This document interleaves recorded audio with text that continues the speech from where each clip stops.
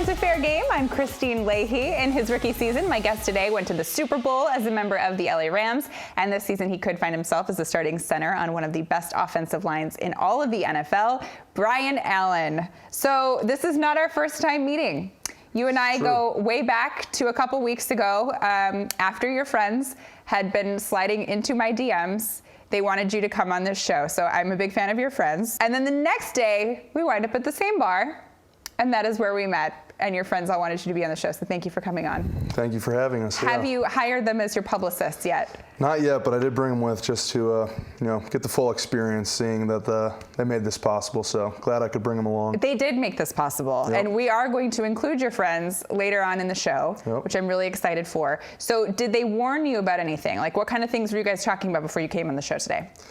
Nothing really. No, I'm just excited to be here, and they're obviously big fans, and they knew we had a game coming, so once I told you guys I was bringing my friends, I figured you guys would include them in it. We're definitely going to. I mean, I saw a bit of your singing abilities at the bar.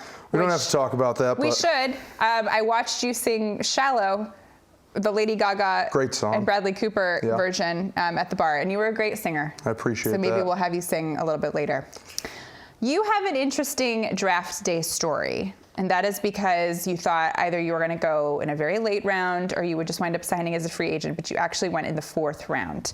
What were you doing when you got that call? Yeah, well, I was building a fire and... Hold on. Building a fire? Building a fire, For what?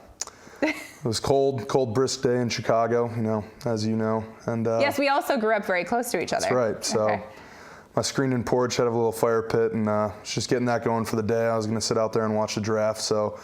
it was early on in the 4th round and wasn't really expecting a call, that early. But, most of the morning you're fielding calls for, teams telling you what's going to happen later. So just getting the porch ready to go for the day and, got a, surprise call from, Mr. Sneed. So rest is history. So. And what was your state of mind at this point? No, it was good. 12 in the morning, getting ready to roll and, watch the draft all day. So me and my brothers were outside just hanging out. And how many beers deep? I don't know about that. It was early on, so just a few. And what did you say? I heard there was something that you said when he asked if you were ready to come play for the Rams. Oh, hell yeah, that line? Yeah, Yeah, I think there was a word thrown in there. We'll keep it professional today, but yeah, no, I was excited. Yeah. So just being myself and letting them know how I felt. So you go to the Rams and you're a rookie. What were your rookie duties?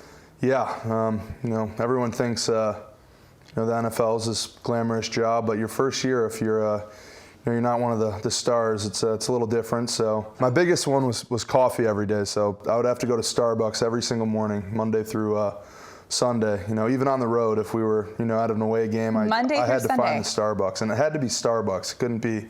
I hear you on that. So Andrew would get a venti almond milk latte, and then John would get a venti dark roast coffee, and it had to be the dark roast. Okay. So, yeah. Approximately how much money did you spend on that for a year? It was about $10 a day, every day. I'm not great with math, college dropout, but so probably $4 or $5 grand on coffee. Wow. Yeah, a lot of fun. I'm surprised these guys are drinking coffee every day. Yeah, no, every great football team's. They drink a lot of coffee. Yeah. Do you? Yeah, I think. What's your order? I just drink black coffee. Straight black coffee. Yeah, or we get the the nitro cold brews. Yeah. Drink a lot of those. So. Okay. Just for the energy. Got to stay awake, stay focused. Crash? Yeah, it's a long day at the office. So. You also had to move Jared Goff's refrigerator? Yeah. So we have a refrigerator for the offensive line room. So that was another one of our duties before he gifted that to us. So. Yeah, I had to drive to his house, me and a couple of the other offensive line rookies, and get the fridge and bring it to the O-line room. It actually makes the job easier for us, though, because every day we'd have to bring in the waters, so guys would have them on the ready. Now we can just stock the fridge, and instead of every day, it's more of a once every couple weeks type thing now. So not many NFL rookies get to be on the cover of Sports Illustrated. You, however, after the NFC Championship, you are. Here it is. We have it right here. This is you. Oh, yeah. This is you right here. How many copies of this did you buy and your family? I only bought one for myself, but I had my mom blow it up and then had Greg sign it, just being the the importance of the play it was, and the experience it was just to have that. So I have it framed in my living room right now. So you do? It's pretty cool, yep. That's really cool. And so. I mean, how cool is it that you're like 4 years removed from high school, and here you are playing in the Super Bowl? That was pretty surreal, right? I think playing is be used a little loosely on that term, but I was there. You were there? Yep. Did you play at all? Yeah, 2 plays. Okay, then that counts. Yeah. You were part of it. Yep. What was it like going on the field for you? Yeah, it was pretty surreal. Like you said, growing up, just, being a little kid, looking up to guys like Tom Brady and, even guys on our own team. It's pretty crazy every day just to go in the office, and I won't tell them so we don't have to share with them, but just guys like Todd, Andrew Whitworth, Jared, being around those guys every day is, those are guys I, grew up looking up to, so pretty cool to share lockers with them and stuff like that. So you also got to play in your hometown of Chicago. Yep. Sunday Night Football.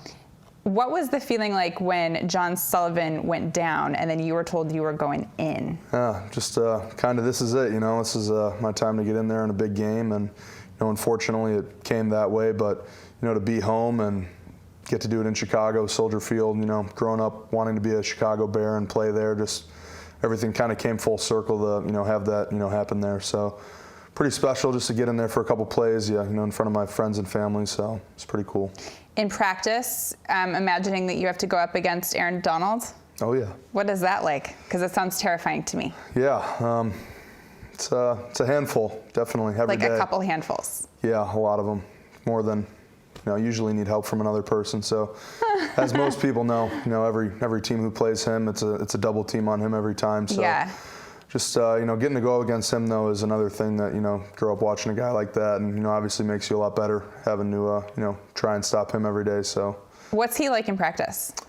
He's got one speed. He's coming 110%, and I think that's why he's the best. He's always giving it his all and definitely challenging us. So, you gotta be ready to go when he's standing in front of you.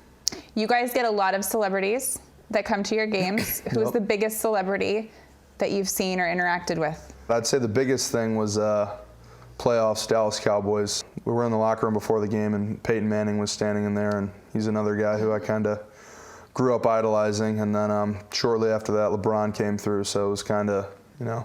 That's the first time I've kind of been starstruck with those 2 guys. I'm more of a fan of athletes, not as, the celebrities don't get me as much as guys like that. So YG, he's around, yep. Yeah. Seen him a couple times, so. He hangs out with Todd Gurley? Oh yeah, so. Why do you say it like that? Oh yeah. Like, are they BFF? No, they're friends. So whenever Todd has team parties and stuff like that, we get to hang out with him. Did you go to his Halloween party? I was there, dressed as Hulk Hogan. So that makes sense. I can see you as Hulk Hogan. Was kind of thrown on the spot. I didn't have a costume, and then he hit me with, if I didn't have one, I couldn't get in. So had to compromise for Hulk Hogan. What did you think of Goff's outfit? He was like the Malibu's Most Wanted. Yeah. He honestly. His kind of looked the most similar to who he was trying to be, I think. He looked pretty good doing it, so. Can you do a Hulk Hogan voice? I don't know right now on the spot. No. I think you could. The entire night, though, I was hitting people with the Amen brother. Yeah, right there. So. Give me a little more. And don't try to be shy here. I have seen you out at the bar. You are not a shy man. Yeah. It's either this or you're singing Lady Gaga. I would just go up to people and be like, oh, what's going on? Amen, brother. But funny story about that. There was another girl dressed as a wrestler, but she obviously didn't get my costume, so I went over and hit her with a Amen, brother, like Hulk Hogan. And this girl was shook, so, I kind of had to. Did you start dating after that? No, I think she actually got scared, and that was kind of the end of it. But that was your goal? Yeah. You're like, hey, this is a match made in heaven. Figured I'd shoot my shot, yeah. Wow, and she turned it down. Yeah, tough stuff. Darn. Well, hey, maybe she's watching right now and you can revisit. We'll see. All right, coming up, lots more with Rams offensive lineman Brian Allen. Check out our YouTube channel, Fair Game on FS1, to catch all the best highlights of our show. And don't forget to hit the subscribe button so you never miss an episode.